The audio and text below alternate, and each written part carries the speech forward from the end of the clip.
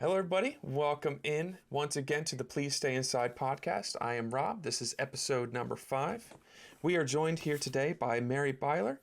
She is the author of Reflections and Memories of an Amish Misfit. She was born and raised in an Amish community within 5 different sects. And within her book, she talks about the experience within these communities, especially a lot of the trauma that occurred within the community, escaping from that community, etc. So, Mary, welcome in. Hi, Rob. Thank you for inviting me to come talk about this. Absolutely. And thank you for reading my book. Yes, it was a very amazing book. It was difficult for sure. There is a lot of pain in the book for sure. And should let everyone know that, trigger warning. We'll be talking a bit about trauma, specifically CSA. We won't go into too much detail, I believe, but just to put that out there. So tell us a little bit about your book. So my book is actually written because one of the big things that I have found out about people is that many people, they want what I call trauma porn. Mm. And what I mean by that is they want like specific details of trauma, and they love hearing about trauma, but they don't want to hear about the rest of it. And they don't quite understand how trauma intertwines with your daily life. And so when they write about me or people like me, or even like things like they do research on, or they make movies, or they share stories, they only share things in a very myopic way, because they don't include adequate information. And I feel like they have used my story to achieve their goals in what they're hoping to accomplish, rather than talking about my story and my life experiences as they were.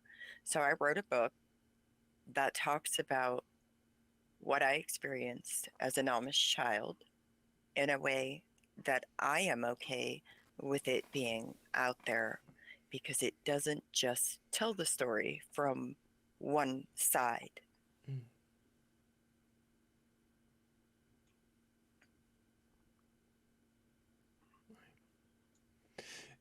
So within the book, I guess, what all went into writing this in the way that you wanted things to be portrayed, in the way that, in the way that you wanted to present them, rather?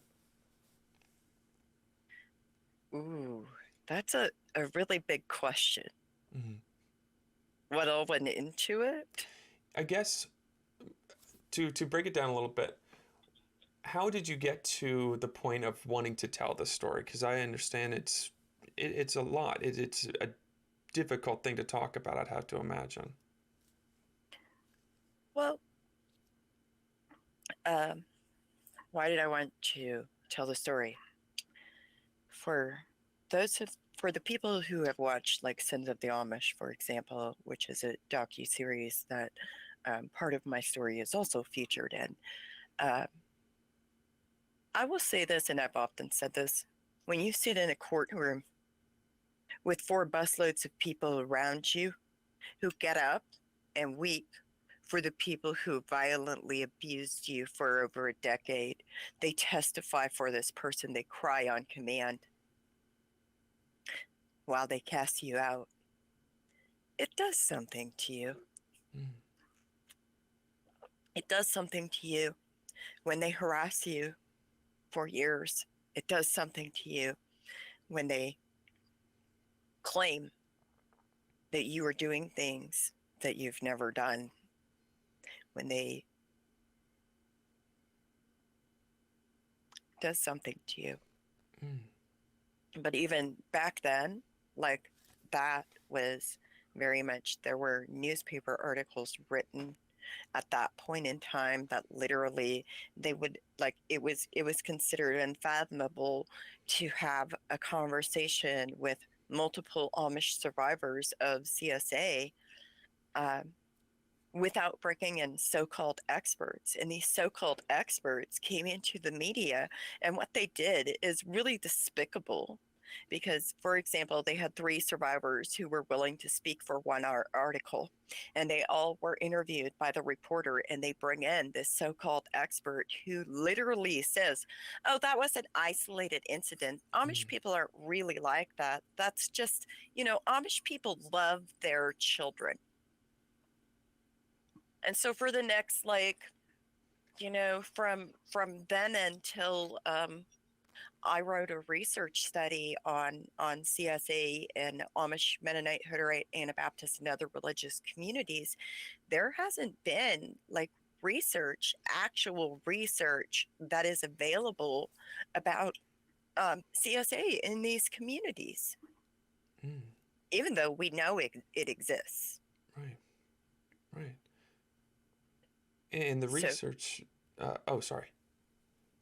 So part one is we in order for us to address the issue of CSA and Amish communities, we have to first identify the problem. We can't address a problem that doesn't exist. Right. We have to agree with the objective reality that it's there, that it's happening, and that it's not an isolated incident. Yep. Yeah. And within the research that you had done, I had seen a brief bit of it through one of your TikToks around the time when you had done the research, if I'm referencing the correct research. But it seemed like the rate was pretty high. It's about 1 in 2. Right. Which 47%.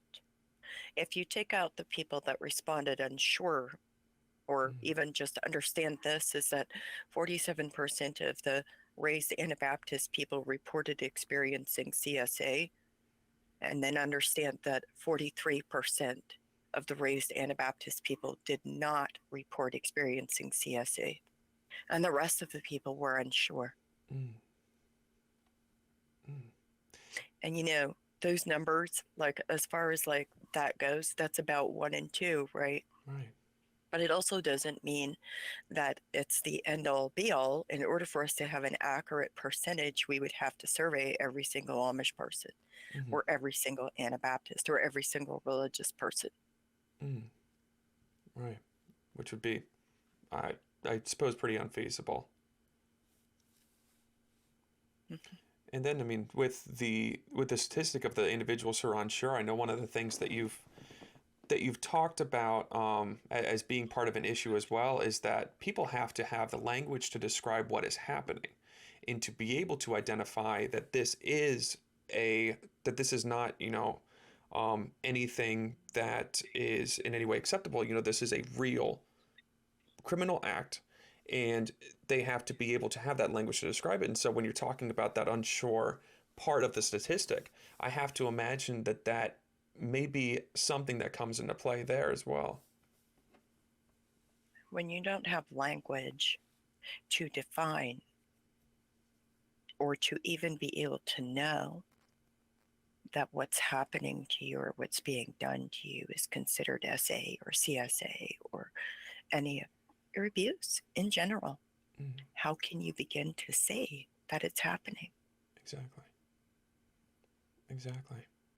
So go ahead. So given what your experience has been, and the experience of so many others, where do you imagine the so-called experts that were coming out around this time, where are they getting this information, you believe?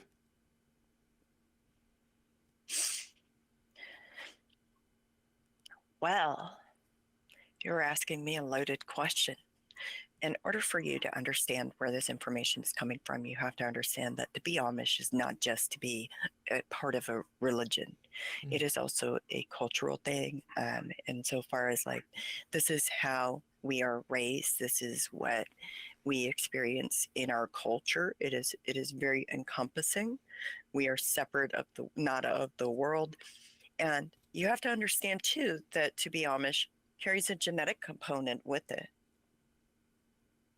because of the fact that for over For almost 400 years, our communities have been very insular and isolated. We actually have our own genetic disorders.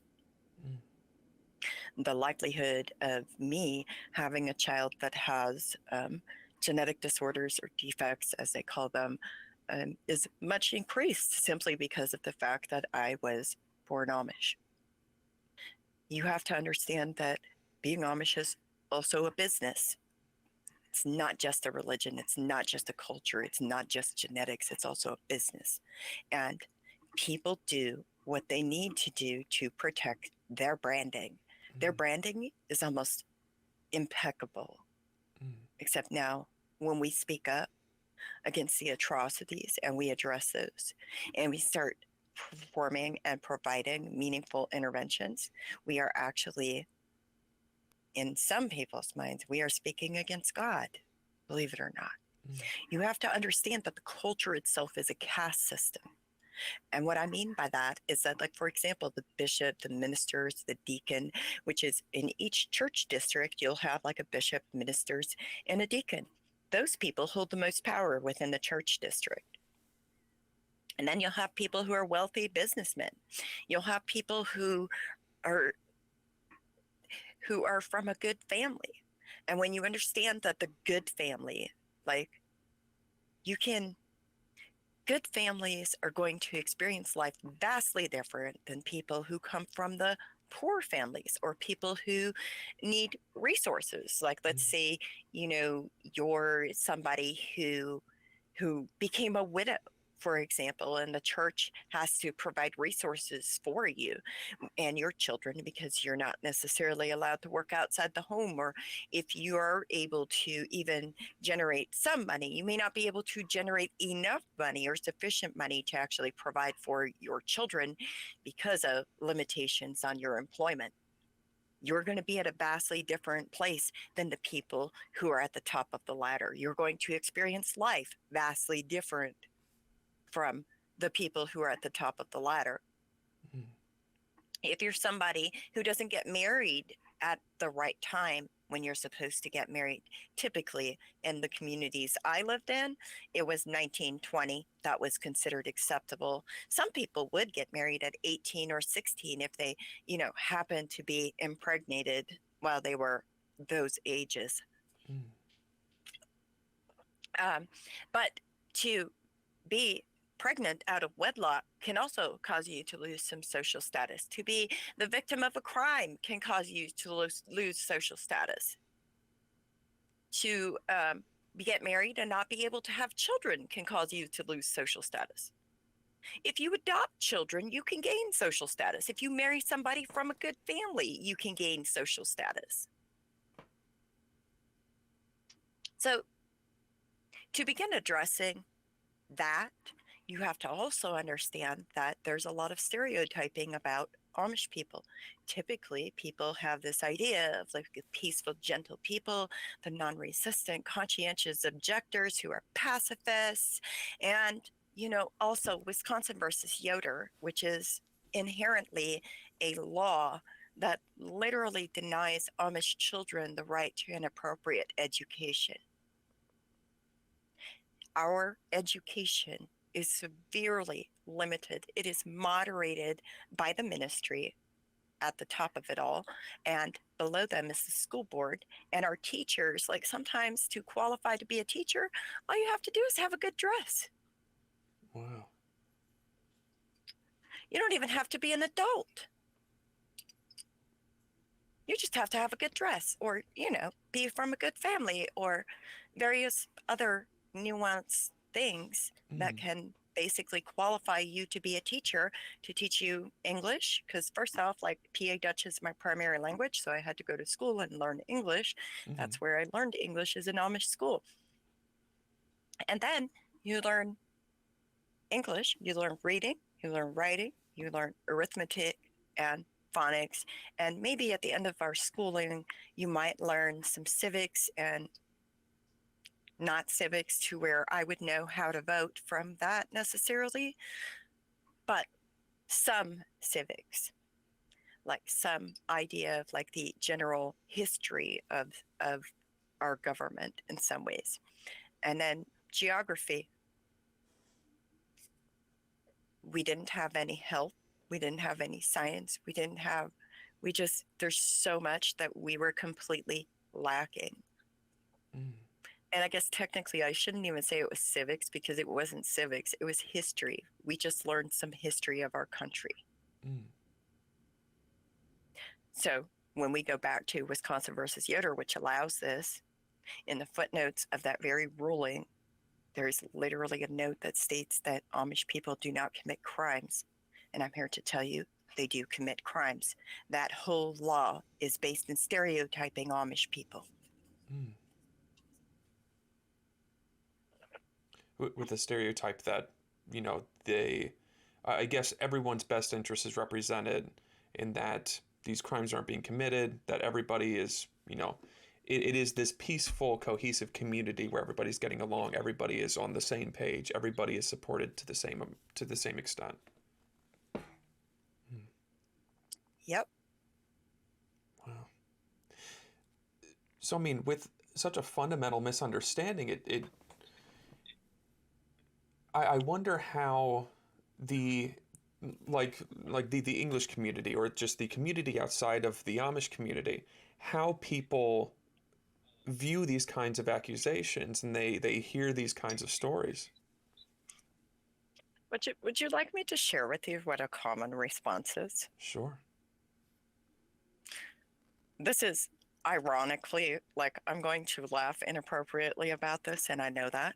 It's okay. But ironically, these people outside of the community who may not know or understand what they're seeing, and they don't understand that what they see is exactly what the community wants them to see. They don't understand that we literally sit there and we actually laugh about English people and behind their backs, in front of them. We there's such a separatist attitude. But to the people who think that they have to, like, protect the Amish communities, and they have to make sure that these peaceful, gentle people we don't speak badly or speak ill of them, right? Or the people who label me as, like, hateful because I speak up and because I speak with passion and because I'm very passionate about the fact that this is not okay. We have done this as a society and we need to stop. Mm. Typically, when I disclose, when they figure out that I come from an Amish community, they'll often ask me, well, why did you leave? First off, that's none of your business. Second off, that is a deeply personal question. Third off, if I choose to answer that question and I go, well, I chose to escape because of the over a decade of CSA that I experienced, the response is often this: but my Amish neighbors made me really good furniture. Mm-hmm. Or, but surely you learned some good things there, but didn't you learn how to cook and clean and bake and sew and garden? You know what? I did learn to cook and clean and bake and sew and garden. I could have done all those things without experiencing the over a decade of CSA. That's the facts. Let's be realistic. Right. You can learn those things outside of that community or outside of an abusive environment. Right. Absolutely. I mean, it's ridiculously invalidating to prioritize your own comfort in what you view a community as versus the very uncomfortable truth of what somebody is handing you. That's the truth. Mm. You're absolutely right. I couldn't imagine how difficult it is to have to face all of that, to want to come out with your truth and to share what happened, and to be faced with, of course, what I could imagine some of the expected kind of backlash from the Amish community, but then to also get that from people who are not involved in that community. Speaking publicly about being an Amish survivor is something that I must do because I believe it is the right thing for me to do.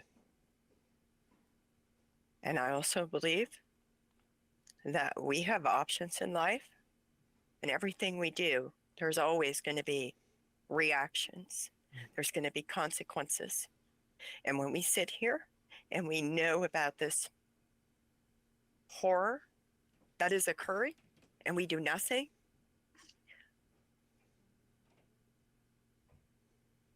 are we any better than the people committing these horrors? Right.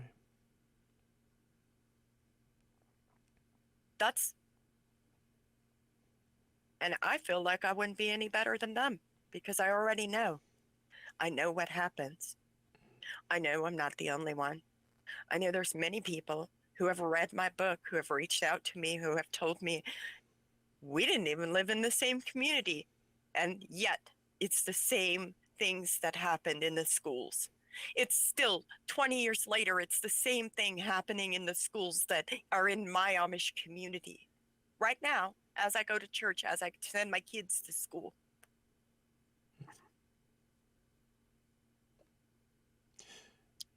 And for us to be able to do anything to help it, sorry about that.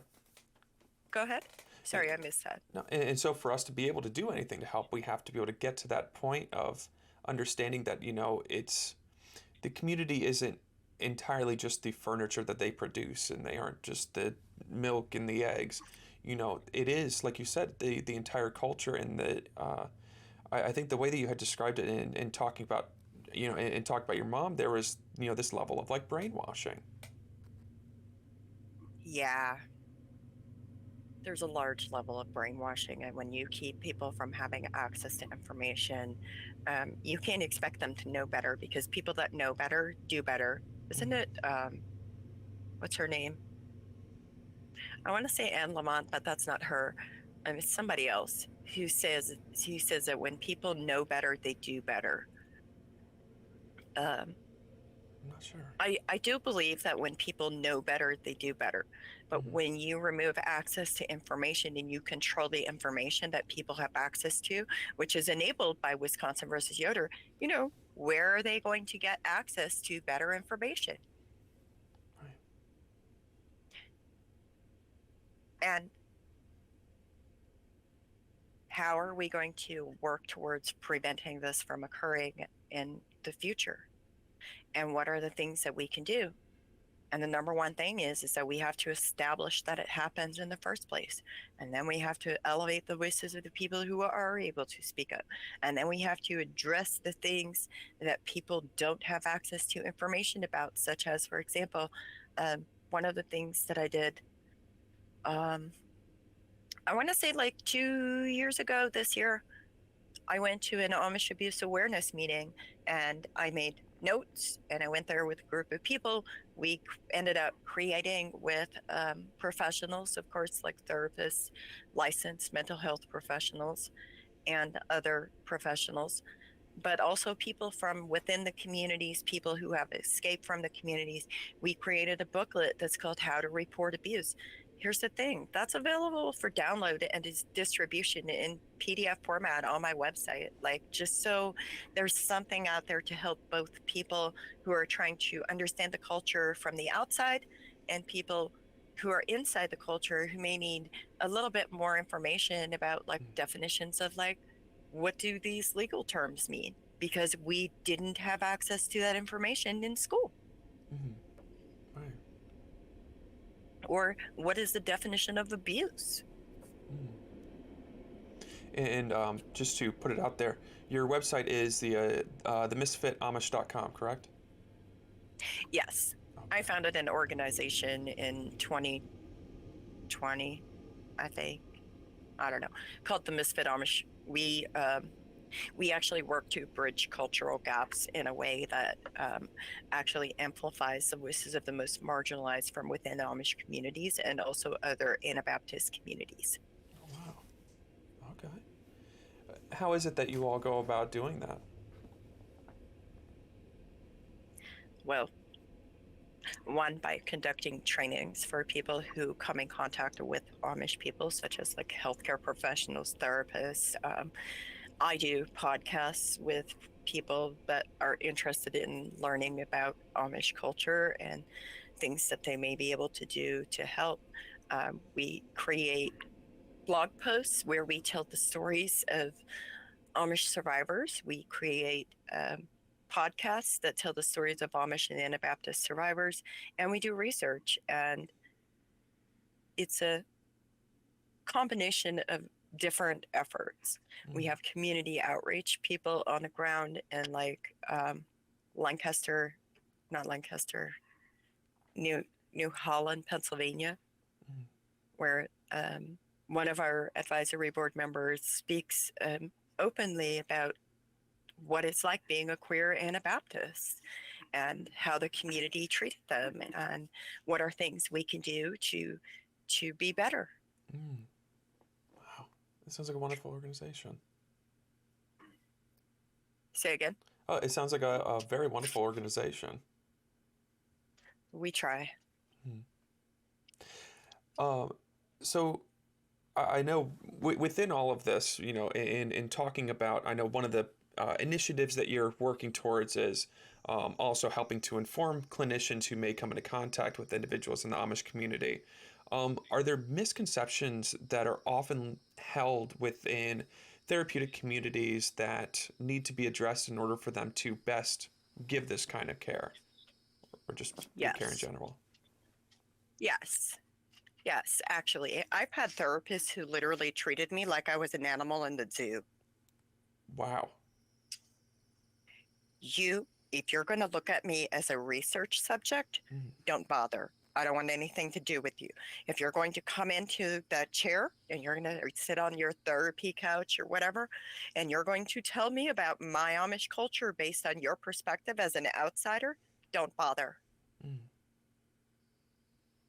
I've had people who really thought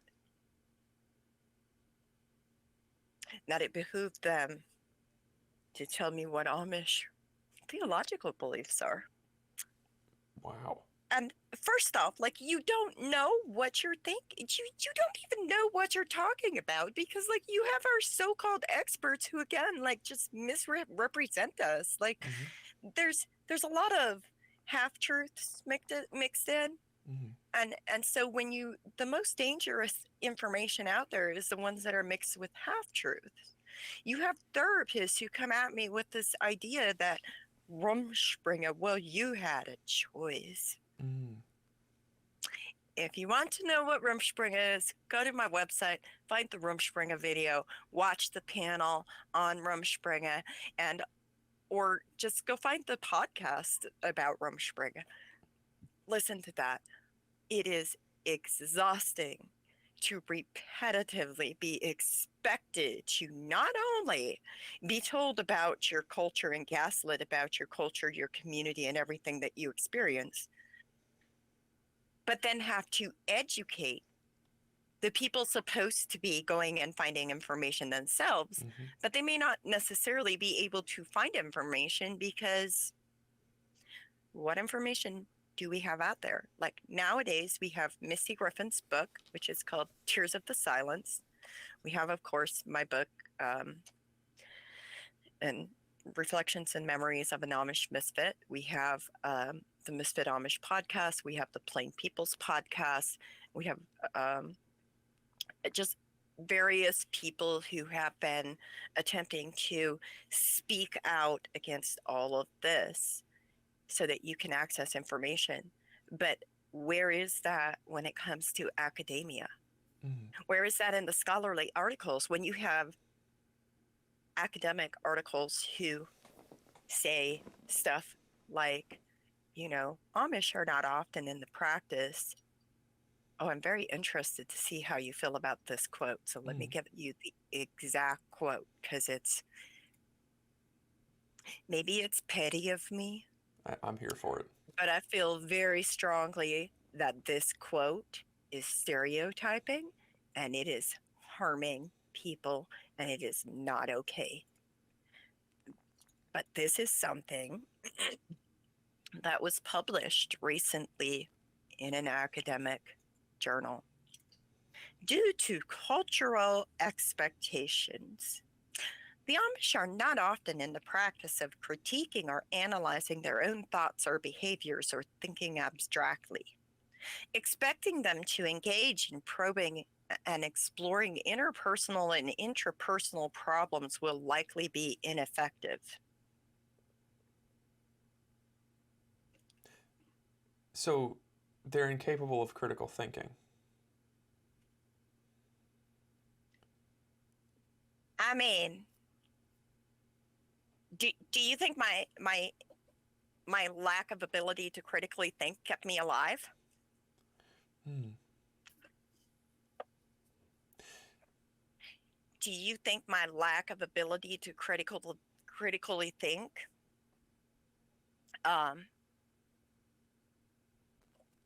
allowed me to escape?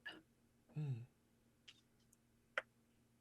I just have to ask. Right. No, I mean, I imagine that you had plenty of critical thinking ability to be able to figure out the extraordinary circumstances that you're in and how to escape those extraordinary circumstances. So what about the Amish people who literally go and they figure out ways to, like, actually have like a cooling system in their store that isn't run by electrical wiring? What about that? Right. Do you think that's indicating an inability to critically think? Right. What about the fact that there's an Amish family's blog post about how this family, like, they were choosing to go against the grain with the church and not shun their children that determined they weren't going to attend Amish church anymore because they didn't feel that shunning their children was love. Do you call that an inability to critically think? Right. Yeah, I see your point. Or even self-reflect? Right. It's a very insulting idea, especially to come out of academia. That's pretty insane that that's represented. Written by a social worker. Goodness gracious. I feel so represented in academia. Mm. Just no sarcasm here today. Yeah, I hear you. So I mean, I imagine that there are, and I'm so thankful, that you are putting out information. There are a lot of people who have come out of the Amish community who are putting out this information. And so hopefully, as time goes on, there are more people in these academic institutions who have the direct experience to be able to contribute to the body of knowledge as well. Hopefully that continues to happen as time goes on. And I mean, one of the things that kind of jumps out to me when you talk about, the way that people continuously demand that you explain these things to them over and over again. It seems to be a real trend within just minority communities overall, is that people don't seek out the information. They wait until it's convenient and until you're in front of them, and then they say, expose your trauma to me and tell me everything that I want to know, everything that I'm going to ask you about. Do you think it's society's obsession with trauma porn? I think that's a very valid point. Because, like, the other thing is so, like, for example, yesterday I hopped into a TikTok live because they were having a live about living and loving. And I quote, the host literally says to me when I pop in that we're not talking about religion. So why is the very first question about PA Dutch versus Platt Deutsch? And the second thing is, I saw this movie, blah, blah, blah, blah, blah. And so this person goes off with like this whole, like, I saw this movie, these Amish people are portrayed as the heroes in it, which is typically what media does. And I literally say, I do not have the energy for this conversation. Y'all have a good conversation, and I drop out. This person lost their mind, told me I'm handling it inappropriately, and I'm bullying them for asking questions. Goodness gracious. So not only do you have to answer all of these questions, but also if you set a boundary or show any emotion whatsoever, now you are also being a bad person for reacting that way. I'm hateful. I'm blah blah blah blah blah. Yeah. Mm. It's almost like you can't win. And so I've decided that unless people are being respectful of boundaries, Mm-hmm. I'm not talking to them about it. Or if I don't have the energy for it, I'm not going to talk about it. Mm-hmm. Secondly, if you really want me to listen to your depiction of Amish movies because you really think that's going to outweigh my lived experiences, I mean, you might as well pay me for a consultation. Mm-hmm. I'll give you a free, I'll give you a consultation. I'm gonna Mm-hmm. tell you right now. Right. I'll talk to you. I will listen if you pay me. Mm-hmm. That's the point where I am. I'm just like, I'm not expending that amount of emotional energy for Mm-hmm. things that are really quite. They're not generating anything positive for me in my life. Right.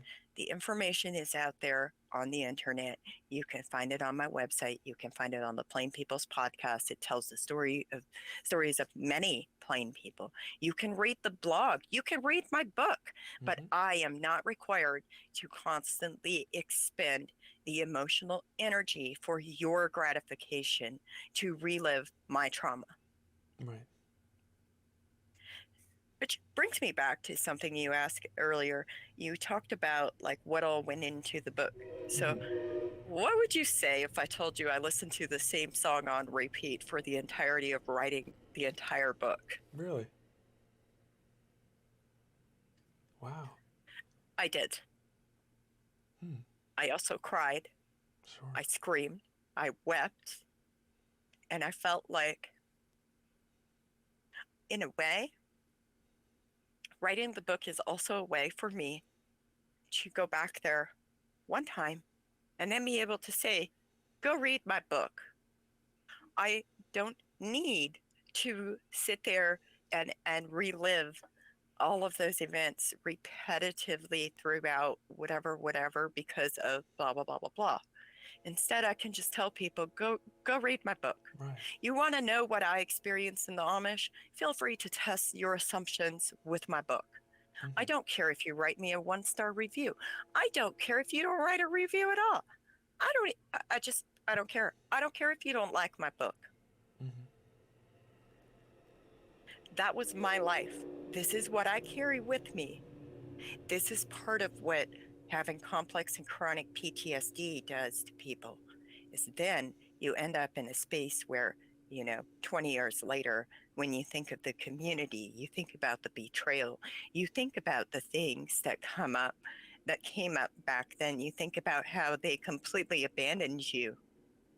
You think about the nightmares that you had for a long time that were repetitive. I specifically had, after I became a parent, I had this specific nightmare about a specific one of my abusers and the community. They would put me in a burning building and steal my child. Mm. That's what comes up. You think about the fact that you can, I think about this frequently. You can give people all the information, but unless they're open to receiving the information, you cannot educate them. Mm. Because in order for people to be more educated, they have to be open to receiving the information. And when they sit there and they say that somebody reporting abuse that they experienced is them being vindictive, when they do that, that is, in fact, indicating an unwillingness to see or consider any other perspective. Mm. Right.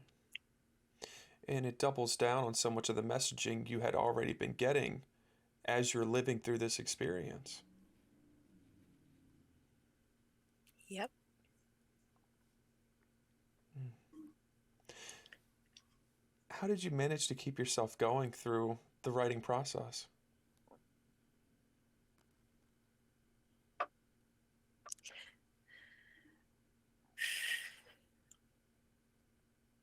Well, see, somebody made me mad. Mm. this is the truth. Mm-hmm. That whole book, okay? So somebody made me mad.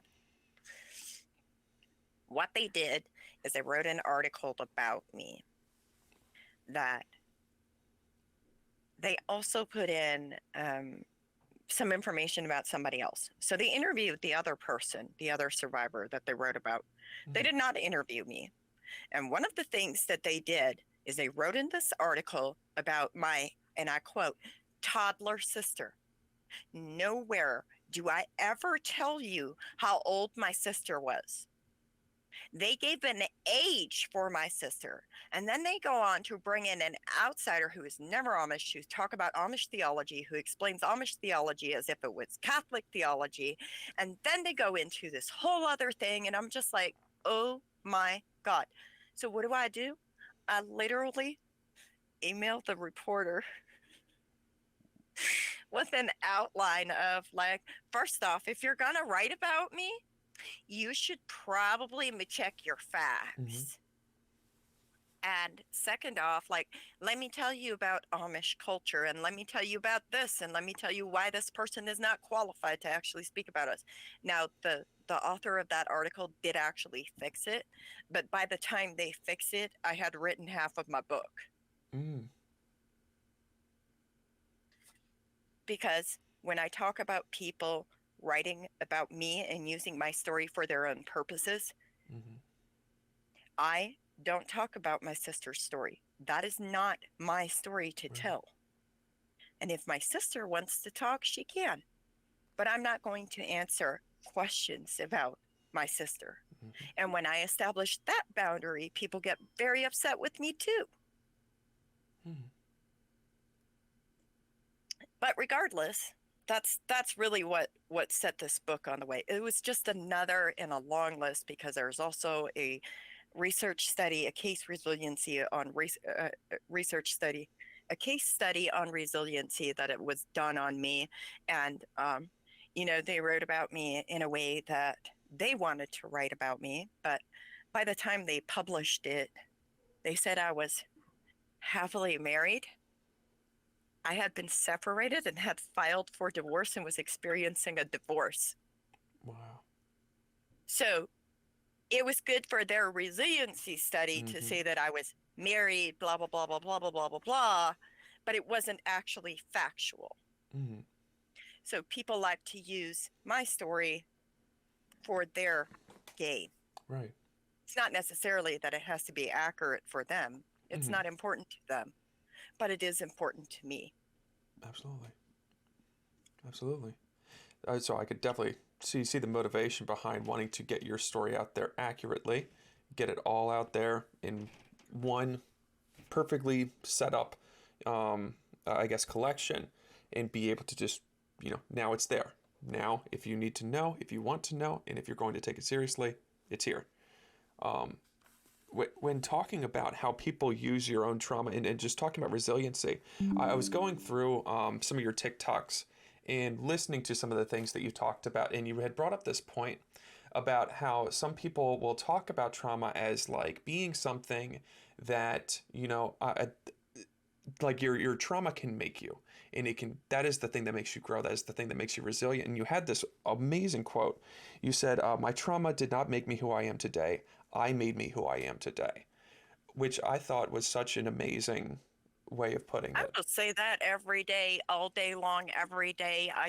There's literally people who are therapists who try to help you redefine by cognitive behavioral therapy. They try to help you redefine as like, oh, but your trauma made you stronger. No, the hell it did not. My trauma gave me nightmares. My trauma gave me PTSD. My trauma, no. You know what I did? I found a way to survive despite all of that. I'm the one who gets up every day and literally sits there and chooses to stay in this world despite everything. I'm the one that made me strong. I'm the one who chose to go find information and learn more and figure out a way to survive and make my life have meaning after all of that. I'm the one who did that. My trauma didn't do that to me. My trauma broke me and destroyed me. I rebuilt myself. Mm-hmm.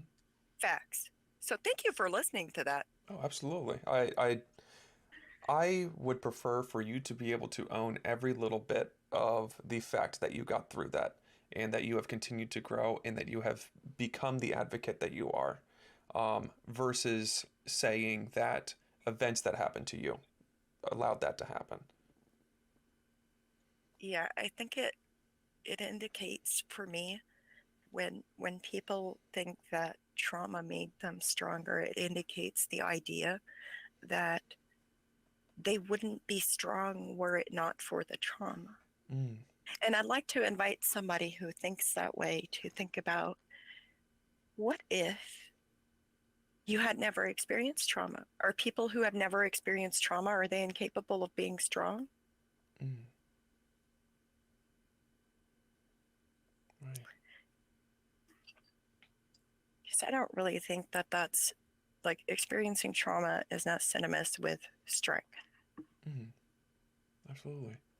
And I know you had mentioned cognitive behavioral therapy, like this, um, and how that can feed into the rationalization of, you know, this experience is what has brought me strength, and reframing it in that kind of way. Um, how have you looked into cognitive behavioral therapy, or how do you feel about all that? I'm not really a fan of cognitive behavioral therapy. Yeah. It's not really my thing.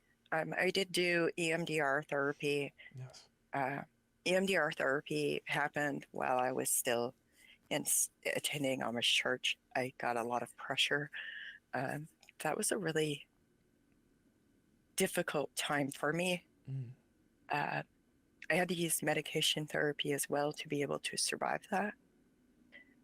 Uh, but I will say that I think that EMDR therapy probably saved my life along with many other little things along the way, Mm. because there are people that care and there are people that will do the right things. Right. It's a matter of like, sometimes you got to wake up and you got to find the good in every day. Sometimes you just got to remember that this too will pass. There are things out there that you can survive, but it doesn't mean that you can heal from them. And there are things out there that you can survive and you can heal from. And maybe 10 years later, it looks like a whole different conversation in your head if the same thing comes up. Mm. But there are other things, like the nightmares. Writing my book really sent me down a spiral of nightmares and insomnia Mm. a lot.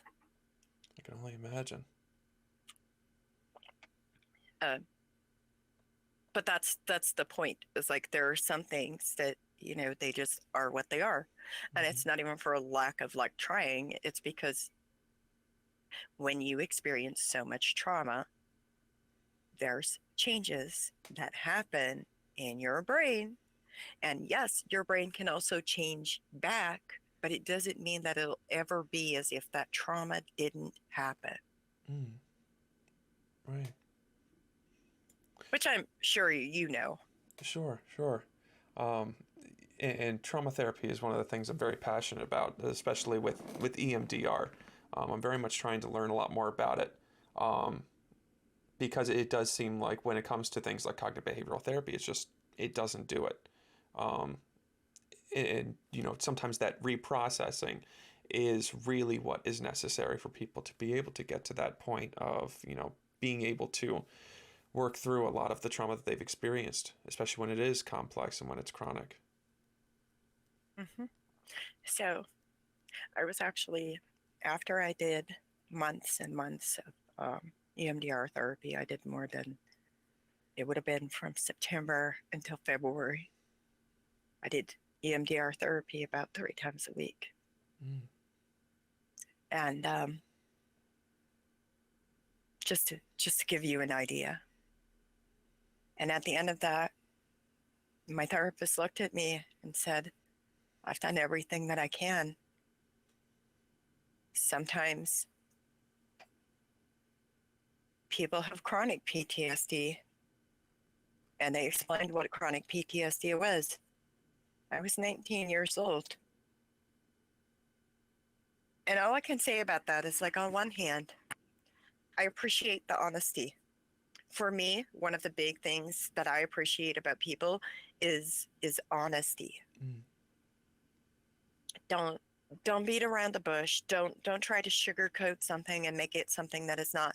Is part of why cognitive behavioral therapy doesn't work well for me, is because it feels too much like it's just like all of this and all of this, versus like the EMDR is more or less you can reprocess it and reframe it in a very Mm-hmm. controlled environment, and then you are able to better handle those things.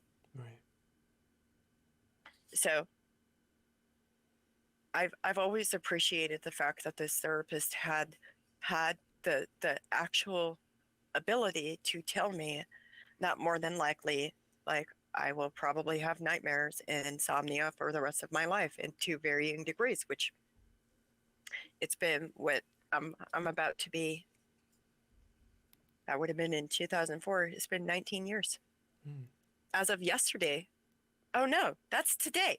Hold on. Hold on. It's my liberation day, y'all. Hey, congratulations. Happy Liberation Day. Yeah. Liberation Day, 8 o'clock p.m. Central Standard Time, February 16, 2004. Wow. Yeah. Wow. Man, what are the odds? Congrats. I didn't even think about that when we scheduled this Uh-huh. podcast. You had to do some celebrating. Um, man. So for you, I guess hearing that from a therapist, I know that, now you really appreciate that honesty and you're happy that they told you that. How was that to hear when they initially told you? Devastating. Mm. Like it wasn't enough when they did all those things to me. I can never truly escape everything that they did to me. But I mean, I have the tools. That's the other thing about, having a qualified trauma therapist Mm. is they're able to help you find the tools to be able to navigate situations where you experience flashbacks and reliving of trauma, and especially like the reliving when you have the emotional hangovers from reliving trauma. They help you find out what tools work for you, and sometimes you just have to be as gentle as you can with yourself, because you know what, um, there is this thing called like radical acceptance, Mm-hmm. and that is just like yeah, like this happened, but radical acceptance to me, like that's like, working on like accepting that this happened, but now I can be gentle with myself. I can do things for myself. Mm-hmm. I deserve good things in life.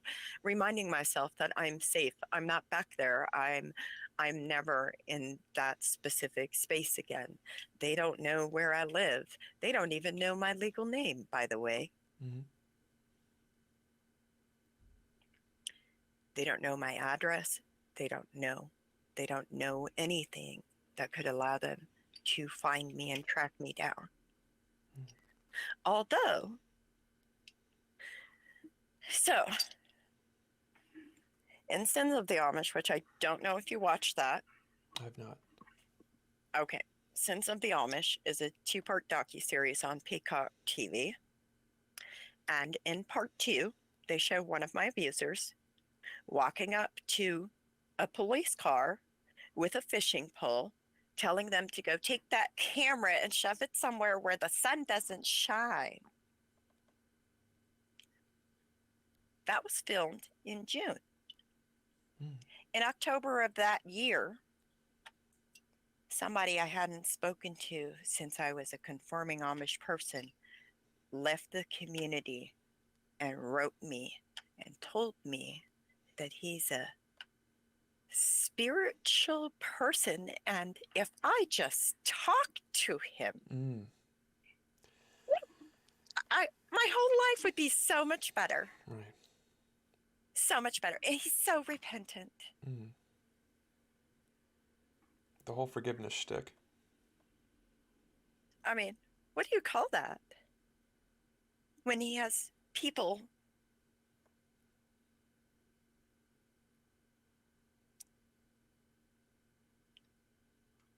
because he's not allowed to contact me. Mm.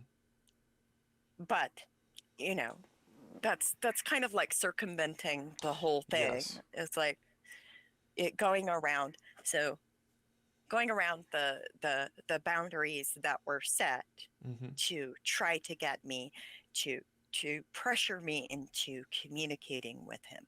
Right. Yeah. Right. And they put it as being this thing that would be so beneficial for you, but it is so self-serving because for him, that could be a relief that, I can get this forgiveness, I can talk to them again, and then for them that's relieving because now he's getting that relief. But for you, I mean, it's putting yourself out on a limb for, I mean, what? For what? He tortured me. This was the person who threatened me on the day I write about escaping in the car. If you remember that part, Mm. the alcoholic, that Mm. one. Oh, okay. Mm.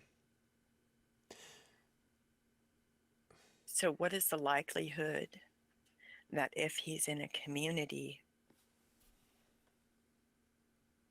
that doesn't really seem interested in holding him accountable, what Mm. is the likelihood that he's not still offending? Right. Mm.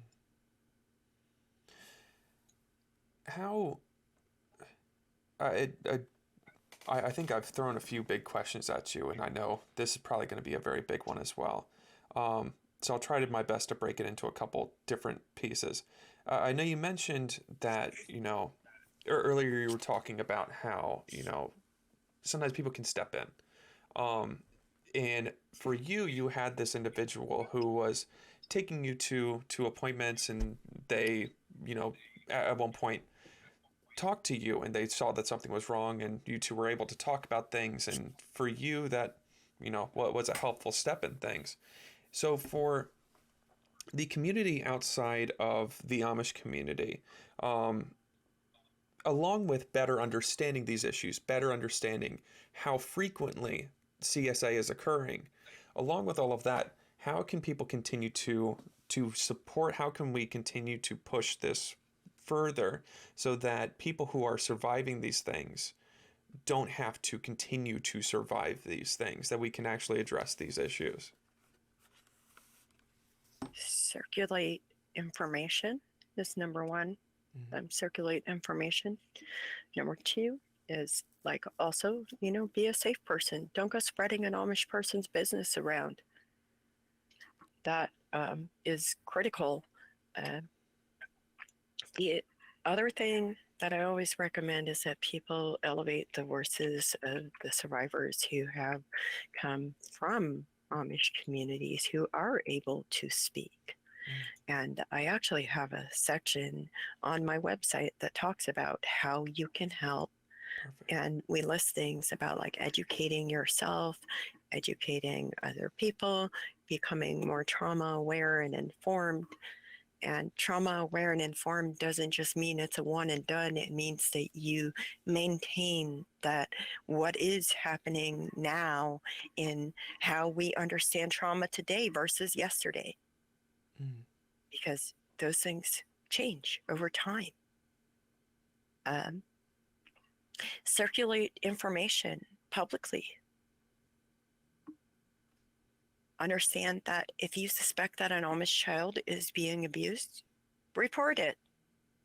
Just because they're Amish people doesn't mean that they're not subject to American law.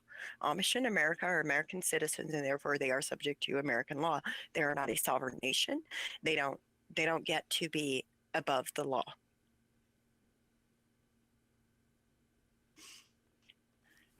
I appreciate that. Another thing is that, so I mentioned Misty Griffin's book, Mhm. Tears of the Silence.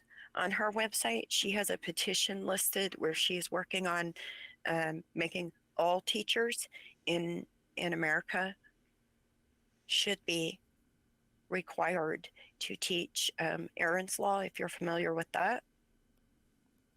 I'm not familiar with Aaron's Law, I don't believe. At least not by name. Aaron's Law allows for like teaching children like appropriate body parts, like age and gender appropriate Yes. preventative information. And that's not taught in Amish schools because Wisconsin versus Yoder. That's not taught in many private schools because of Wisconsin versus Yoder and other rules. So what Misty's trying to do is trying to have a petition that will address Congress to attempt to make it to where no school is exempt from teaching children appropriate age and gender appropriate prevention information. Mm. So maybe check out the petition. Absolutely. Sign the petition. It takes like 3 seconds to go sign a petition.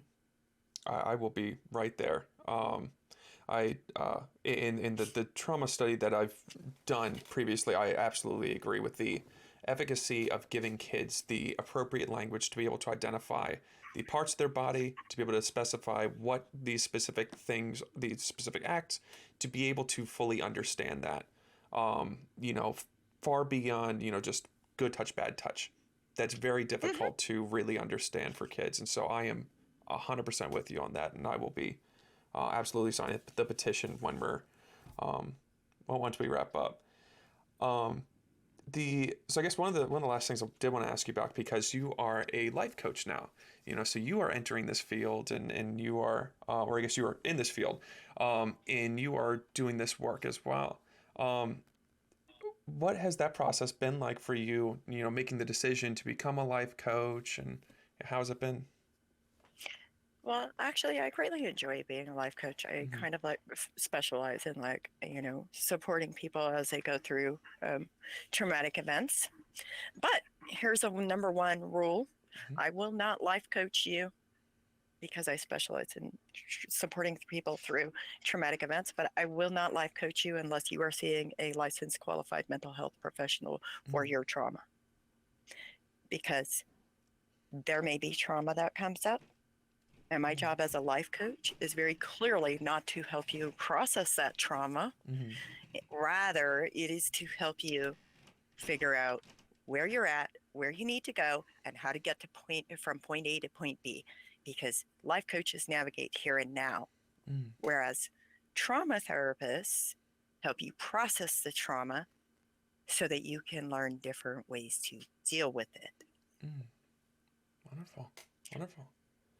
But it's been really rewarding, truthfully, in many ways, because I can see the benefits of like what it does for people when they have somebody sitting there and helping them.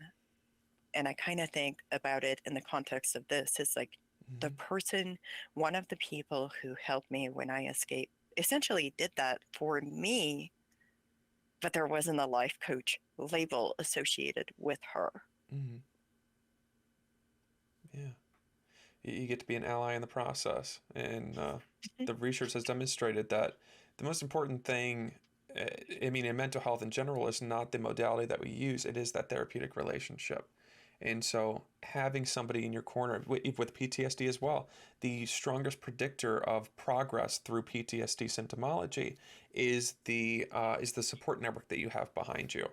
And so I am thrilled to find out that, you know, I just found out today that you are a life coach, because we truly do need so many more people who can come from a place of experience and be able to understand people on a level that individuals without trauma, neurotypical individuals, will never be able to understand, which is no offense to them. It's just Truth. we need Truth. that in the field.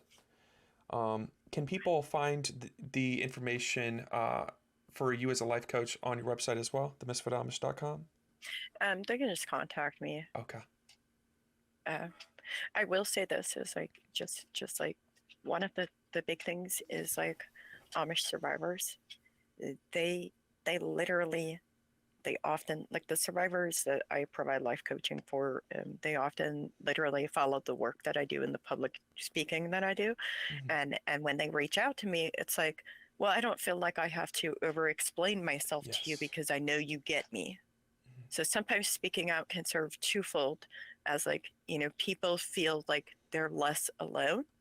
And then other people feel like they're able to speak because they are less alone. Right. And even other people sit there and they amplify those words because even though they're not in a space where they're ready to speak, they understand and recognize the value in identifying the problems and discussing and having these difficult conversations. Yes. Absolutely. No, nobody is ever alone. Um, Wonderful.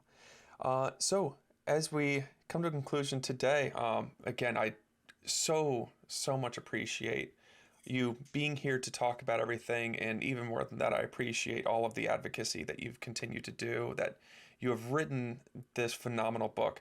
Again, reflections and memories of an Amish Misfit for anybody interested. Um, any final things you would like to plug? Any messages you'd like to send out? Yeah, actually, I'd like to say this. You know, if you're somebody who is in an abusive environment or who's struggling wherever you're at, just know this: everybody deserves basic human rights. And basic human rights involve safety and food and shelter and water and love and empathy and compassion. You are worthy of those things.